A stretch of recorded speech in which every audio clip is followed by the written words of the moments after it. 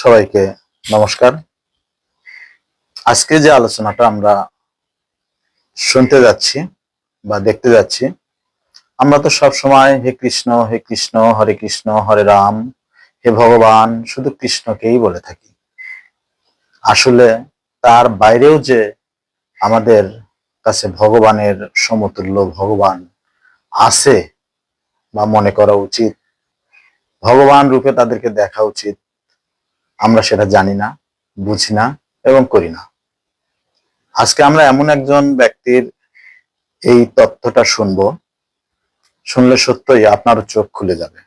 আর আমরা হিন্দুদের কিছু ব্যাপার থাকে, ধর্মীয় রীতি থাকে, যেগুলো আমরা অন্ধবিশ্বাস করি। সেই অন্ধবিশ্বাস, সেই অন্ধত্ব দূর করতে আমাদেরকে যে পরামর্শ দেন, আমরা তারই একটা ভিডিও আজকে দেখব এবং আমরা আমাদের চোখ মুখ খুলবো, কুসংস্কার থেকে বেরিয়ে আসবো। চলুন আমরা ভিডিওটি দেখি এবং এই ভিডিওটি দেখা মাত্রই আমরা সবার মাঝে শেয়ার করে দেখব, যেন প্রতিটা হিন্দু জাতি এই তথ্যটি জানতে পারে এবং নিজেদের চোখ অন্ধত্ব থেকে আলোর পথে যেতে পারে। চলুন আমরা ভিডিওটি দেখি। আর কবে বুঝবেন, আর কবে জাগবেন? উঠুন, জাগুন। এই সমাজে কাদের পুজো করার দরকার, কারা ভগবান? আজকে তাকিয়ে দেখুন, আপনাদের এই থানার ভিতরে যারা প্রশাসনিক বিভাগে কাজ করছে, সারাদিন ডিউটি করার পরেও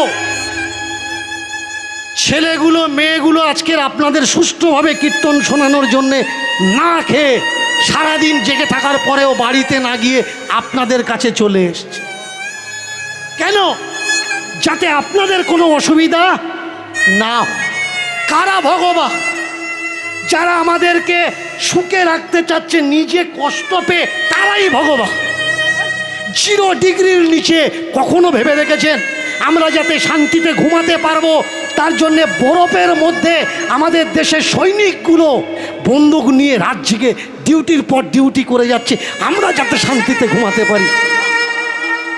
আমার ধর্মগ্রন্থ কি লিখছে? সিঁদুর পরো, সিঁদুর যদি না পরে তাহলে সে অসতী। স্বামীকে ভালোবাসো, স্বামী সন্তান নিয়ে চলো। বলুন তো, সিঁদুর যদি সতীত্বের পোশাক হয়, করোনা কালে বাবা ছেলেকে ছোঁয়নি, ছেলে বাবাকে ছোঁয়নি, আত্মীয় বন্ধু বান্ধব কেউ কাউকে ছোঁয়নি, নিজেদের গুরুজন আপনজন মরে গেছে, প্লাস্টিকে বেঁধে অ্যাসিড দিয়ে জ্বালিয়ে দিয়েছে, ধারে কাছে যায়নি। সেই হসপিটালে দাঁড়িয়ে যে ডাক্তার, যে নার্সগুলো, যে কম্পাউন্ডারগুলো, যে সেবকগুলো পরিষেবা দিল, তার ভিতরেও তো মেয়ে ছেলেরা আছে, বউরা আছে, তারাও কারো স্ত্রী। বলুন তো, ডাক্তার নার্স এরা সিঁদুর পরে না, শাঁখা পরে না, তাহলে কি এরা সতী না? কে বলেছে শাঁখা সিঁদুর পরলে তবে সতী? যারা মিলিটারিতে যে মেয়েগুলো কাজ করছে, পুলিশি বিভাগে যে মেয়েগুলো কাজ করছে, এটা একটা প্রোটোকল, এটা একটা নিয়ম। আগে বুঝতে হবে শাঁখা সিঁদুর কোনো সতীত্বের চিহ্ন নয়। অনেকে শাঁখা সিঁদুর নিয়ে বড় বড় ফোঁটা দিয়ে, ঘোমটা দিয়ে ভিতরে 40-50 জনকে নাম্বার দিয়ে রেখেছে।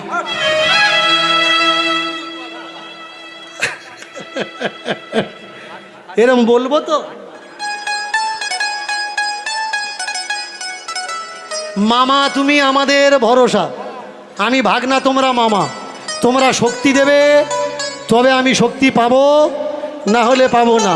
প্রেম সে মায়েরা, এখানে আসার পরে ভালো করে মন দিয়ে শুনবেন। এখানে আসার পরে একটা জিনিস শুনে আমি খুশি হয়েছি খুব। এখানকার কমিটির ছেলেরা বলেছে, বাবা যার যার বাড়িতে আমরা ভিক্ষে করতে গেছি, টোটো চালিয়ে সাউন্ড দিয়ে আমরা ভিক্ষে করেছি, যেখানে যেখানে আমরা গেছি, যেখানে যেখানে আমরা ভিক্ষে করতে গেছি, তারা আমাকে ভিক্ষা দিয়েছে। তারা বলেছে, বাবা আমরা সঙ্গে আছি, ওনাকে নিয়ে এসো। আবার কেউ কেউ গোষ্ঠী শুদ্ধ গালাগালি করেছে।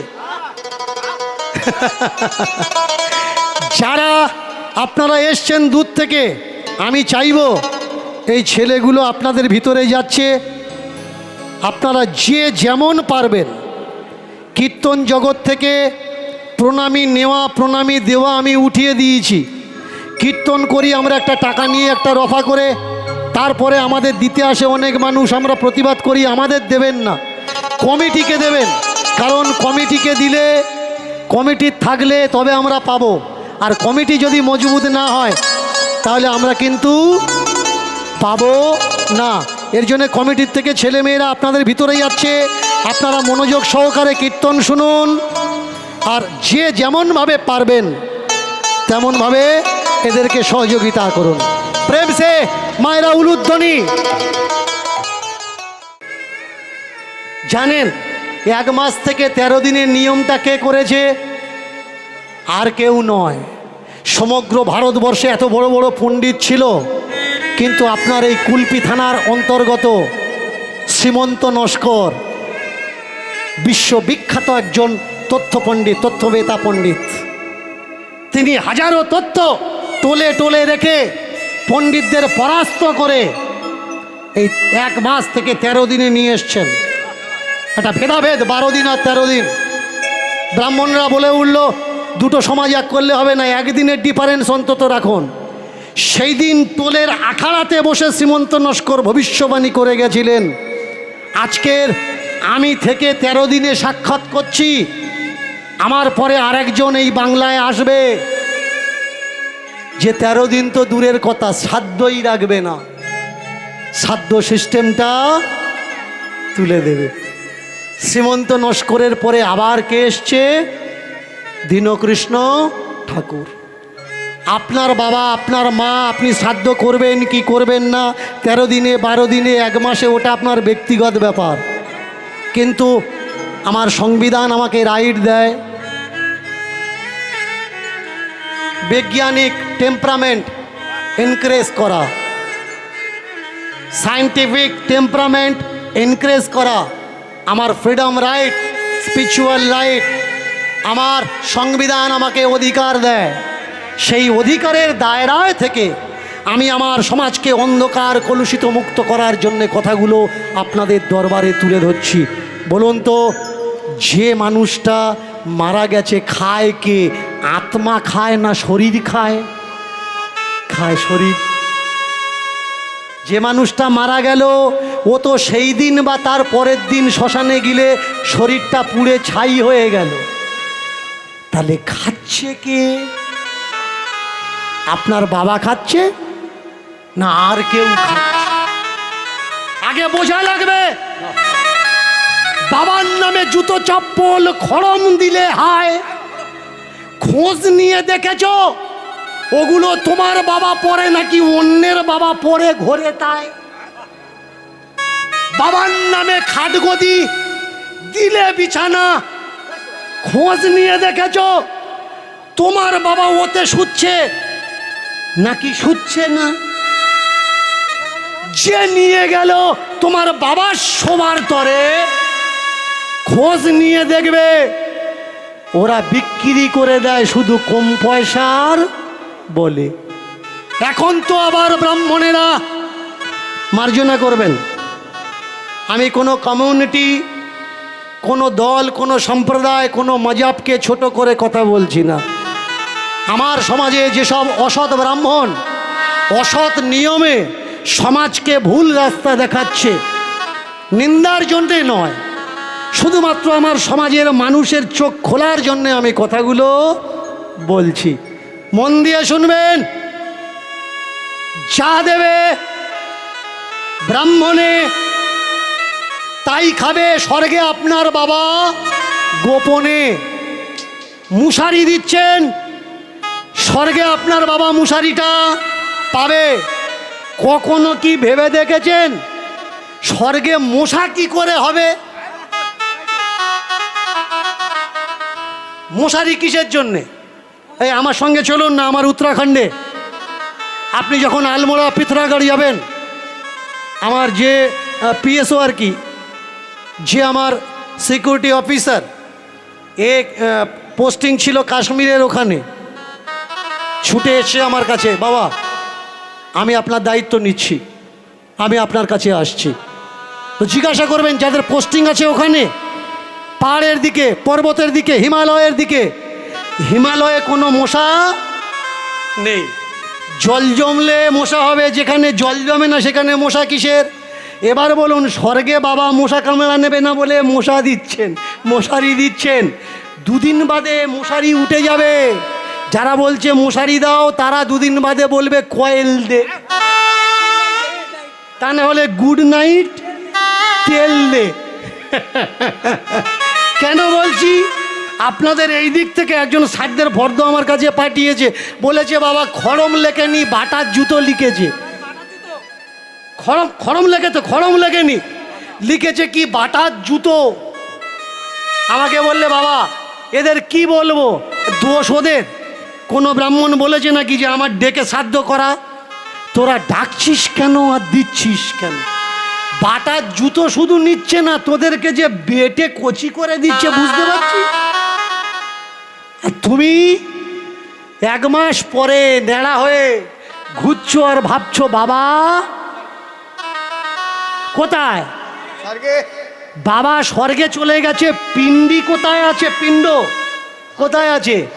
মন্ত্রের যদি ক্ষমতা থাকবে, মন্ত্রের যদি ক্ষমতা থাকবে, তাহলে বাবার দেওয়া পিণ্ড কেন পুকুর পাড়ে পড়ে থাকবে? ওই পিণ্ড যাওয়ার দরকার স্বর্গে, যেখানে আমার বাবা আছে, তবে তো আমার বাবা খাবে। আপনি আচরি ধর্ম জীবের শিখায়। মন দিয়ে শুনবেন, আপনি আচরি ধর্ম জীবের শিখায়। নিজে পালন করে আর অন্যকে পালন করতে বলে। এই জগতে সেই ধর্মগুরু, এছাড়া অন্য কেউ নয়। আমার বাবা আমাকে ছেড়ে চলে গেছে, এই চিরাচরিত প্রথা অনুপাতে আমি শ্রাদ্ধ করিনি, শ্রদ্ধা অনুষ্ঠান করেছি। আমাকে অনেকে গালাগালি করেছে, অনেক শিষ্য আছে উচ্চবর্ণীয় সমাজের ভিতরে, তারাও আমাকে গালাগালি করেছে। আপনি ঠাকুর হয়ে শ্রাদ্ধ করলেন না, বাবার মুক্তির কাজ করলেন না, শ্রদ্ধা অনুষ্ঠান করলেন। আমি বললাম আচ্ছা ঠিক আছে, শ্রাদ্ধ করব। একটা ভালো ব্রাহ্মণ বলো, আচার্য বলো, একজন আর ফোন নাম্বার দিল, বলে খুব গুণী মানুষ, খুব গুণী মানুষ, খুব তপস্বীবান মানুষ, খুব শিক্ষিত মানুষ, মন্ত্রের যথেষ্ট দখল আর ক্ষমতা আছে উচ্চারণে, কথা বলুন। আমি কথা বললাম, জিজ্ঞাসা করলাম আচ্ছা বাবার খাওয়ানোর ইচ্ছা, খাওয়াতে পারবো তো? বললে হ্যাঁ খাবে। যদি ব্রাহ্মণের মুখ থেকে খায় তাহলে খেতে পারবে। আমি জিজ্ঞাসা করলাম আচ্ছা আমার বাবা পিজি হসপিটালে থাকাকালীন আমাদের ছেড়ে চলে গেছে, ডাক্তার ওষুধ লিখেছিল 1 মাসের, সেলাইন লিখেছিল, গ্লুকোজ লিখেছিল, ভিটামিন লিখেছিল, ইঞ্জেকশন লিখেছিল, 1 মাসের মাল পড়ে আছে। তা বাবা তো অসুস্থ অবস্থা মারা গেছে, উপরে গিয়ে কি কন্ডিশন আছে জানা নেই। সেই বাকি ইঞ্জেকশন আর সেলাইনগুলো তাহলে কি ব্রাহ্মণের দেবো, দিলে বাবা পাবে? বলে ইঞ্জেকশন ব্রাহ্মণদের দেবে কেন? হ্যাঁ, তাহলে ব্রাহ্মণ, বাবার যদি ঘি খাওয়ানোর ইচ্ছা হয় ব্রাহ্মণের খাওয়ালে বাবা খাবে। জামা কাপড় ব্রাহ্মণদের দিলে বাবা জামা কাপড় পাবে। খাট বিছানা ব্রাহ্মণদের দেবো, বাবা পাবে। তাহলে সেলাইনটা ব্রাহ্মণের দেবো, তবে তো আমার বাবার বডিতে সেলাইনটা ঢুকবে।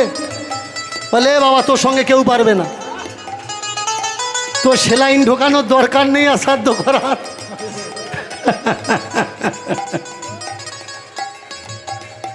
দান ধ্যান জিনিসপত্র এরা শুধু নেয়, কষ্ট পাবেন আপনি আর আপনার মরা বাবা। বিচার করে কখনো দেখেছো কি হয়?